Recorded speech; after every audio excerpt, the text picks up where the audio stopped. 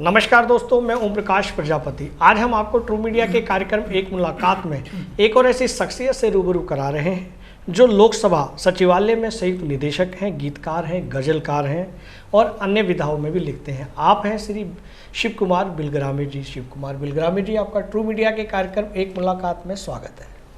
बहुत बहुत धन्यवाद ट्रू मीडिया का और आपका, आपके दर्शकों का कि आपने आज हमें ये यहाँ पर अवसर दिया जी। और हम आपके साथ हैं जी, हार्दिक अभिनंदन है आपका।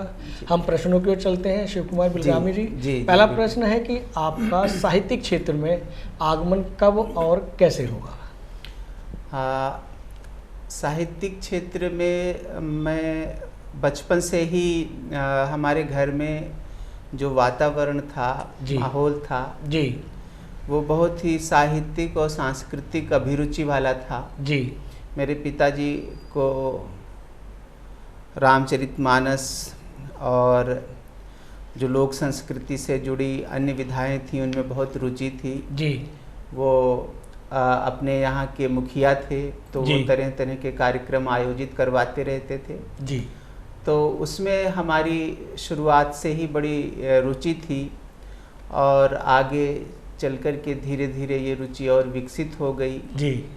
और जब मैं 6ठी क्लास में था तब मैंने पहली रचना लिखी थी जी।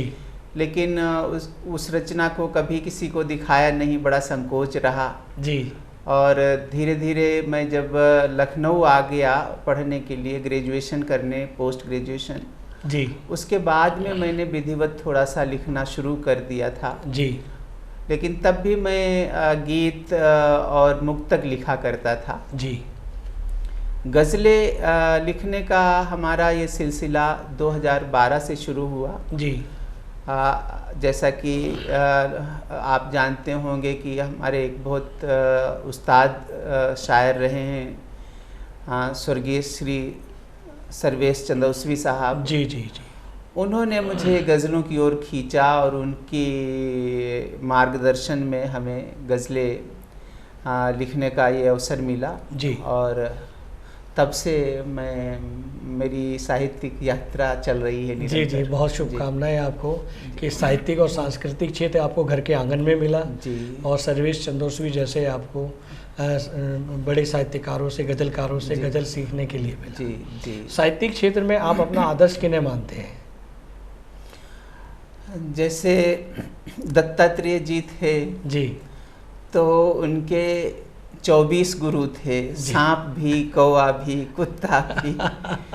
तो एक्चुअली साहित्य का कैनवस इतना बड़ा है, इतना विशाल है जी और इसमें तरह तरह के लोगों से आप सीखते हैं जी। मैंने जी, अंग्रेज़ी में एमए किया है जी। तो उसके जो स्टालवार्ट्स रहे हैं दूसरे हैं। उर्दू मैं लिखता हूँ, उर्दू में लिखता हूँ, उर्दू गज़लों में अलग स्टालवार्ट्स हैं, बड़े बड़े साहित्यकार हैं। हिंदी मेरी मातृभाषा है और हिंदी में लिखता हूँ, हिंदी के बहुत बड़े बड़े। तो किसी एक व्यक्ति का नाम लेना तो संभव नहीं है लेकिन बहुत से ऐसे लोग हैं जिनसे मैं निरंतर सीखता रहा हूँ, सीखता रहता हूँ जी। और मेरी तो धारणा और विश्वास ये है कि आप अगर सीखना चाहें तो हर किसी से कुछ न कुछ सीख लेते हैं। बिल्कुल सही कहा आपने, बिल्कुल ठीक कहा। बिलग्रामी जी, हम आगे बढ़ते हैं। जैसा कि सूत्रों से हमें पता चला है कि आपकी गीत और गज़लें जी भारत के अनेक राज्यों के सिंगर जी अपनी आवाज़ देते हैं जी। इस विषय में भी हमारे दर्शकों को कुछ बताएं। जी, आपने सही सुना है कि हमारा एक गीत है जय हिंद वंदे मातरम जी जी, जिसको बॉलीवुड के टॉप सिंगर्स ने अनुराधा पौडवाल जी, कविता कृष्णमूर्ति, हेमा सरदेसाई, विजय लक्ष्मी अय्यर, शान, कैलाश खेर जी और बहुत सारे लोगों ने उसको आवाज़ दी है, जय हिंद वंदे मातरम गीत। इसके अलावा मेरा एक गीत पृथ्वी मंथन उड़ीसा की सुप्रसिद्ध स्वर साधिका सुष्मिता दास जी ने गाया है जी जी। और इस गीत को गोल्डन पीकॉक सहित 7 इंटरनेशनल अवार्ड मिले हैं। क्या बात है, क्या बात है। और ये बहुत ही पर्यावरण संरक्षण को लेकर के गीत है ये। और इसके अलावा मेरी गज़लें जो हैं बहुत सारे उस्ताद सिंगर्स ने गाई हैं। इसमें देश के बाहर के लोगों ने भी गाई हैं। एक मेरा पूरा एल्बम शाद गुलाम अली साहब ने गाया है, बहुत बढ़िया, बहुत बधाई। और रियाज़ खान साहब ने गाया है, सतीश मिश्रा ने मेरी गज़लें गाई हैं। जी जी। आजकल बहुत एक पॉपुलर नाम है राजेश सिंह जी का, उन्होंने मेरी गज़लें गाई हैं। जी जी जी। निशांत और सरिता ने गाई हैं। एक नए अभी जो सिंगर जो नई जनरेशन के हैं उसमें दक्ष सक्षम हैं। आख्या सिंह मेरी बेटी हैं, वो भी मेरी रचनाओं को गाती रहती हैं। वाह वाह। तो बहुत सारे लोग जो है मेरी रचनाओं को गा रहे हैं। जी जी। ये मेरे लिए बड़े सुखद अनुभूति है। मेरा सौभाग्य है कि इन सब लोगों मेरी रचनाओं में रुचि लेते हैं और गाते हैं। बहुत बधाइयाँ आपको। हम आगे बढ़ते हैं बिलग्रामी जी। जैसा कि आपकी रचनाओं को, आपके गीत और गज़लों को अनेक लोगों ने गाया है, अपनी आवाज़ दी है। हम ये चाहेंगे कि हमारे दर्शकों को कि आप अपनी कोई गीत या गज़ल के चंद मुखड़े हमारे दर्शकों को सुनाएं। हाँ, मेरे पास कंठ नहीं है, शब्द होते हैं। साहित्यकार के पास शब्द ही होते हैं, स्वर नहीं होता है। मेरा एक गीत हाल में बहुत लोकप्रिय हुआ है और उस गीत के कुछ बंद मैं आप तक प्रेषित करना चाहूँगा। जी जी जी, स्वागत है, स्वागत है। कि जब हम तन में नहीं रहेंगे तब हम अगणित बार मिलेंगे। वाह। जीवन के इस पार नहीं तो जीवन के उस पार मिलेंगे। वाह वाह वाह वाह वाह। जब हम तन में नहीं रहेंगे तब हम अगणित बार मिलेंगे। क्या बात है।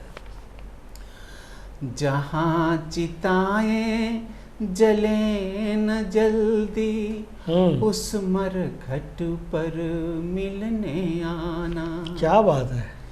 वहीं कहीं पर मेरा तन भी जलता होगा पता लगाना। क्या प्रयोग है, वाह वाह। उस मरघट के सूने पथ पर सजे सजाए द्वार मिलेंगे। जीवन के इस पार नहीं तो जीवन के उस पार मिलेंगे। वाह वाह। वही ग्रंथ हैं ज्ञान ग्रंथ जो भ्रांत पथिक को राह बताएं। बढ़िया बढ़िया बढ़िया। वही क्रियाएं योग क्रियाएं प्रियतम से जो मिलन कराएं।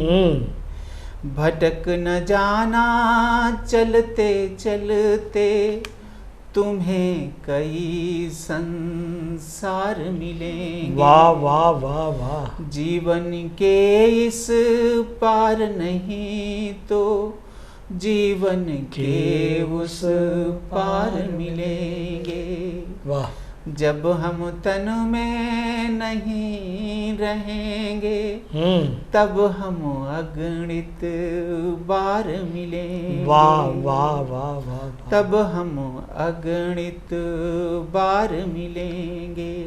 बहुत बढ़िया, बहुत सुंदर। आपने स्वर भी बहुत अच्छे दिए हैं और आपने शब्द भी बहुत अच्छे दिए हैं, उसके लिए बहुत बहुत शुभकामनाएं आपको। बिलग्रामी जी, हम आगे बढ़ते हैं। हम ये भी जानना चाहते हैं कि आपकी अब तक कितनी पुस्तकें प्रकाशित हो चुकी हैं? मेरी 2 पुस्तकें प्रकाशित हुई हैं, लेकिन वो दोनों गज़ल के संग्रह हैं। जी। पहली पुस्तक नई कहकशां है, ये हिंदी और उर्दू में है। जी। दूसरी गज़ल मेरी वो 2 पल है, इसमें 101 गज़लें हैं। जी। और इसको वर्ष 2018 में उत्तर प्रदेश हिंदी संस्थान द्वारा अदम गोंडवी सम्मान से सम्मानित किया गया। बहुत बढ़िया, बहुत शुभकामनाएं। लेकिन इस पुस्तक की खास बात ये है कि इसमें से लगभग 50 गज़लों को देश और विदेश के सिंगर्स ने गाया है। क्या बात है, क्या बात। शायद ये शरफ इसी गज़ल को हासिल है, इसी किताब को हासिल है जिस किसी एक किताब से इतनी ज़्यादा गज़लों को लोगों ने गाया है। वाह वाह वाह वाह वाह, बहुत अच्छे बहुत अच्छे। हम ये भी जानना चाहेंगे कि हमें ये सूत्रों से पता चला है कि आपका आध्यात्मिक और भी बड़ा रुझान है जी, और आपकी आध्यात्मिक रचनाएं जी भी बहुत फेमस हैं और अनेक गायकों ने अपने स्वर दिए हैं। इस विषय पर भी जी जी, ये आपने सच कहा है कि मेरा अध्यात्म में ही रुझान है जी। बाकी तो चूँकि संसार में रहते हैं थोड़ा बहुत सांसारिकता व्याप्त रहती है जी जी, लेकिन मेरी अभिरुचि वही है, मेरा लक्ष्य और गंतव्य सब वही है। और मेरी कुछ रचनाएं जैसे गणेश स्तुति है, दुर्गा स्तुति है, शिव स्तुति है, राम स्तुति है, हनुमत ललिताष्टकम है, ये बड़ी ही हिंदी की मानक रचनाएं हैं जी। और इनमें से कई रचनाओं को लोगों ने स्वर दिया है। कुछ रचनाएं तो संस्कार टीवी द्वारा रिलीज़ हुई हैं, संस्कार चैनल पे मेरी बेटी ने उनको गाया है जी। गणेश स्तुति को, और उसमें से एक कृष्ण का भजन भी उसने गाया है जी। लेकिन कुछ रचनाएं मेरे म्यूज़िक टावर चैनल पे पड़ी हुई हैं। दुर्गा स्तुति है, श्री राम स्तुति है, शिव स्तुति है। तो वो रचनाएं भी हम चाहते हैं कि आपके पाठक या हमारे दर्शक जो हैं जी जी उनको ज़रूर बिल्कुल बिल्कुल सर्च करें और उनको सुने, आनंद लें जी, आनंद लें। बहुत बढ़िया बहुत बढ़िया। हम आगे बढ़ते हैं बिलग्राम जी। जैसा कि आप एक प्रशासनिक क्षेत्र में आप कार्य करते हैं, बहुत बड़ी जिम्मेदारी है आपकी जी। कभी साहित्य आपके प्रशासनिक क्षेत्र में कभी बाधा तो नहीं बना? देखिए, ये ज़रूर है कि हमारा एक प्रशासनिक और हमारा हम देश की सर्वोच्च संस्था है जो संसद जी, उसकी लोकसभा एक इकाई है, उसमें कार्य करते हैं और निश्चित रूप से वहाँ की जिम्मेदारियाँ भी बहुत महत्वपूर्ण होती हैं, पूरा समय देना पड़ता है। लेकिन ये जो हमारी अभिरुचि है इसके लिए हम अपना समय निकालते हैं जी। मैंने कई बार बताया है अपने साक्षात्कारों में भी कि मैं शाम को 10 बजे तक सो जाता हूँ और फिर रात में 3 बजे उठने के बाद में फिर मैं लेखन कार्य करता हूँ जी जी। और सवेरे फिर अपना ऑफिस तैयार होकर के जाता हूँ। तो ऐसे कोई किसी तरीके का टकराव आया नहीं जी अभी जी, तक जी जी जी कि हमारा किसी तरीके का ऐसा नहीं आया कि हमें एकदम भागना पड़ा हो ऑफिस के काम से। और कभी होता है तो ये भी होता है कि हम अपना साहित्यिक काम उस समय के लिए रोक देते हैं थोड़ा सा जी। क्योंकि हमारी जब तक सेवा में है तो हमारा जो हमारा प्रशासनिक कार्य है या शासनिक कार्य है वो हमारे लिए ज़्यादा महत्वपूर्ण है जी। और साहित्य लेखन तो हमारी अपनी अभिरुचि और शौक है। बिल्कुल बिल्कुल बिल्कुल। बिलग्राम जी, ज़्यादातर साक्षात्कारों में मैंने कई हज़ार साक्षात्कार किए हैं साहित्यिक जगत के, लेकिन ज़्यादातर ये सुना गया है कि गीत या गज़ल वो व्यक्ति लिख पाता है या लिखता है जो कभी अपनी प्रेमिका से या माशूका से धोखा पा लेता है। क्या कहाँ तक ये बात सत्य है? क्या ऐसा आपके साथ भी कभी हुआ है? हाँ, देखिए, धोखा पाना एक बहुत बड़ा ये शब्द हो गया है जी। हम तो बिल्कुल इससे बचना चाहेंगे कि हमने किसी से धोखा पाया है जी। लेकिन जीवन में ऐसे ज़रूर लोग आपको मिलते हैं जिनके प्रति आपका आकर्षण या आपके प्रति उनका आकर्षण बहुत अधिक होता है जी। लेकिन कई तरह की मजबूरियों के चलते, कई तरह की व्यवस्थाओं के चलते शायद आप वो संभव नहीं हो पाता है जो हम और आप सोचते हैं, जो हम चाहते हैं। तो एक कहीं दिल में कसक तो होती है, एक दर्द तो होता है जी, एक टीस तो रहती है जी कि काश ऐसा हो सकता, ऐसा हो जाता। लेकिन सबकी अपनी अपनी व्यवस्थाएं होती हैं, सबकी अपनी अपनी मजबूरियां होती हैं, ये सही है।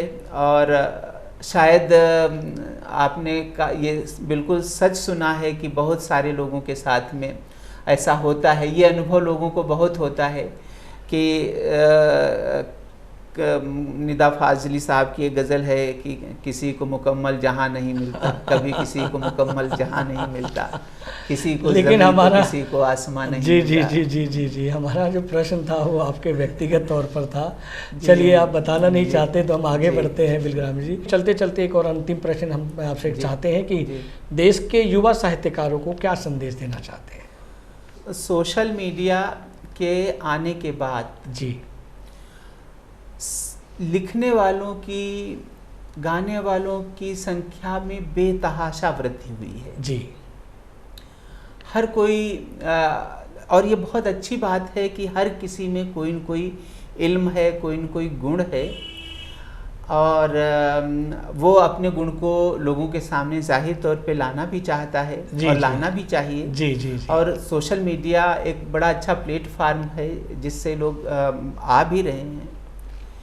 लेकिन इसमें थोड़ा सा मिसिंग ये लगता है कि बहुत जल्दबाजी में बहुत कच्चा पक्का आ रहा है लोगों के सामने। जी जी। लेखन कच्चा है, गायन कच्चा है, जो भी वो है, तो वो परिपक्वता नहीं आ पा रही है। शायद पहले एक हायरार्की हुआ करती थी कि लोग, अगर आप कोई भी काम, इवन जो है साइकिल का पंक्चर बनाते हैं, तो जो बनाता है वो भी किसी के उस्ताद के पास में सीखता है। थोड़े दिन उनका मतलब है। अगर रोटी बनाती है कोई लड़की, रोटी बनाना सीख, तो वो भी माँ से सीखती है। जी जी जी। हर इल्म को कहीं न कहीं सीखना पड़ता है। जी। अब लोग ये समझ रहे हैं कि हमारे हाथ में प्लेटफार्म है, फेसबुक है, ट्विटर है, इंस्टाग्राम है, सोशल मीडिया है, जो चाहा लिखा और डाल दिया।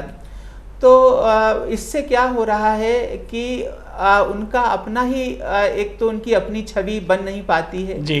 दूसरे वो साहित्य का भी एक तरह से अहित करते हैं, क्योंकि बहुत सारे लोग जब साहित्य की ऐसी चीज़ें उनके सामने जाती हैं तो उनकी भी अरुचि पैदा हो जाती है कि कितने ये छिछले विचार हैं, कितनी अपरिपक्व अपरिमार्जित भाषा है। जी जी। तो वो लोग अपना तो हित नहीं कर रहे हैं, साहित्य या उस विधा का भी हित नहीं कर रहे हैं, और समाज का भी हित नहीं कर रहे हैं। जी जी जी। तो हम ज़रूर चाहेंगे, हम सभी से, हालांकि मैं खुद भी एक विद्यार्थी हूँ, सीखता रहता हूँ जी, लेकिन मैं ज़रूर इस बात की मैं स्वयं भी कोशिश करता हूँ कि कोई किसी बात में, किसी चीज़ में हल्कापन ना आने पाए, और कोई ऐसी चीज़ हो जिसका कुछ न कुछ उद्देश्य हो लिखने का। कोई न कोई वो लोक हित से, लोक कल्याण से बात जुड़ी हुई होनी चाहिए। जी जी। समाज में लिखना तो सबको आ जाता है, लेकिन लिखने से आप बड़े साहित्यकार नहीं बनते हैं। जी। साहित्यकार और कोई भी जो बड़ा बनता है वो इस बात से बनता है कि वो कितनी जिम्मेदारी से लिख रहा है। वाह। और उस तंत्र, जिस समाज में रह रहा है, उस समाज के प्रति उसका दृष्टिकोण कैसा है, उसको कितना समझता है, समाज की कमियों को समझता है, और उन कमियों के समाधान उसके पास हैं कि नहीं है। वाह वाह। अगर वो उन समाधानों को दे सकता है, दे पाता है, तभी उसका एक कद बढ़ता है, तभी उसका एक उसके लेखन में परिपक्वता आती है, और लोग उसको सराहते हैं। वाह वाह वाह जी। बहुत बहुत धन्यवाद बिलग्रामी जी, आपने ट्रू मीडिया के कार्यक्रम एक मुलाकात के लिए अपना बेशकीमती समय दिया, उसके लिए बहुत बहुत धन्यवाद। जी, हमारा भी आप सबको बहुत बहुत धन्यवाद। ओम प्रकाश प्रजापति जी, आपका हृदय से आभार कि आपने इतने अपने प्लेटफार्म पे हमें बुलाया, और ट्रू मीडिया के सभी दर्शकों का भी बहुत बहुत धन्यवाद जी कि आप हमें पहले से भी हम ट्रू मीडिया के चैनल पर हमारे वीडियोज़ हैं, और आपने ये हमें मौका दिया, इसका हृदय से बहुत बहुत आभार, धन्यवाद। अगर आप ये वीडियो YouTube पर देख रहे हैं तो हमारे चैनल को सब्सक्राइब करें और बेल आइकन को दबाना ना भूलें। अगर आप Facebook पर ये वीडियो देख रहे हैं तो हमारे पेज को लाइक करें।